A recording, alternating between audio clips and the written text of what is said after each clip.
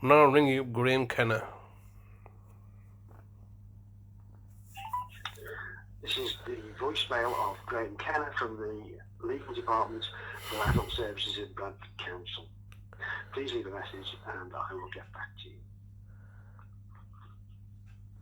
After you've finished your message, just hang up, or to hear more options, please press 1. Yes, hello, Mr. Kenna. It's Mr. Hussain here, once again leaving yourself a daily voice message, as I have been doing since the 10th of October. I believe today's message is message number 46. 46 messages I've left you to simply tell me where my brother is, what kind of condition you're holding him in, and what kind of legal framework that you, as a state agent, the local authority, have used to abduct and kidnap my brother or human traffic him from my care into your custody, and now holding him and detaining him in some God knows where. I mean, my brother is an exceedingly vulnerable person. He obviously suffers from depression and anxiety and all sorts of other things, and you're there looking to take advantage of him and trying to create a situation that's entirely in your best interest, and to me and my brother's clear detriment. It has now been 108 days that you've kidnapped my brother and are holding him hostage like this without telling me exactly where he is and what kind of conditions you're holding him under. All I'm asking yourself is simply to tell me what kind of legal framework you've used to take my brother. It's simply inconceivable that you should be in this position where you can take my brother like this and not tell me where he is, and then cause him alarm, harm and distress. If my brother has inalienable human rights, we're a family unit. What you're looking to do is you're trying to rip apart our relationship so you can then look to utilize the broken relationships and the distrust between family members, between blood relations, so then you can look to somehow leverage that to your own advantage, getting us to fight with each other whilst you sit and look to be entertained. That's what it comes down to, isn't it, Mr.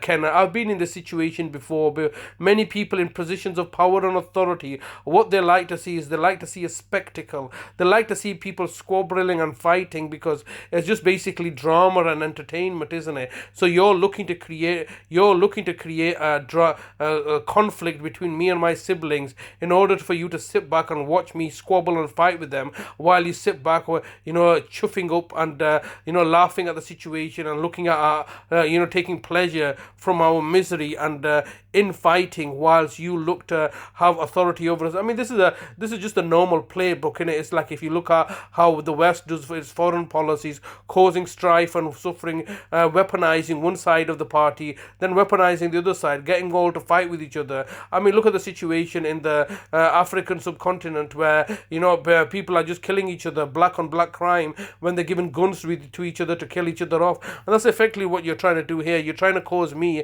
and to have arguments and fighting with my siblings, while you are the true architects and designers of breaking down the relationship. Me and my mother were one. Me and my brother are one, and you're looking to come in, interfere with us and look to say, oh, we're doing it under the guise of authority and benevolence and all the other rubbish that you spew out. It's now been 108 days. I'm really worried and concerned about my brother. He's not going to survive long in your care.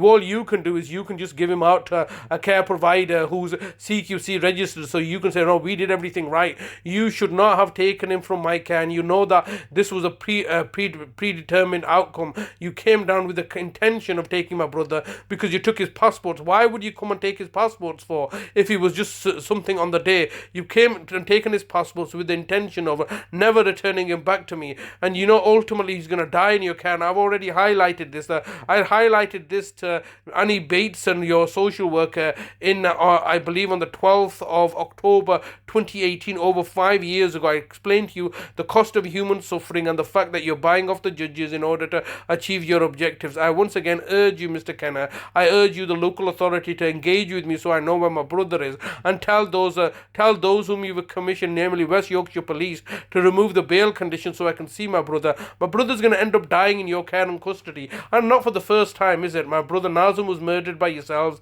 My mother's been murdered by yourselves, and now you continue to murder people. My father was murdered by yourselves.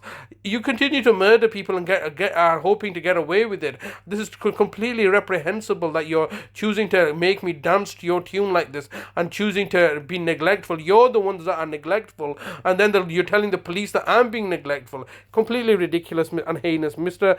Kenna, please get back to me ASAP.